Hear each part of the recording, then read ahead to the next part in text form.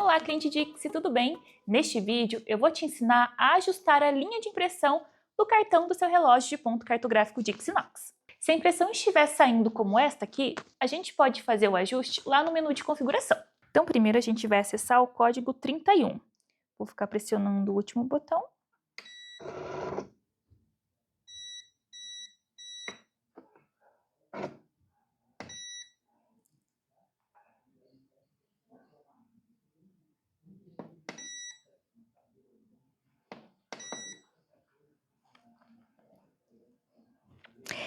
Esse ajuste pode variar de 0 até 9, tá? Por padrão, vem configurado aqui com o valor número 5.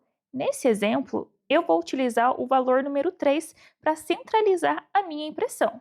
Vou diminuir aqui o valor. Aperta aqui no terceiro botão só para confirmar. Vou salvar. Ficar pressionando esse último botão aqui.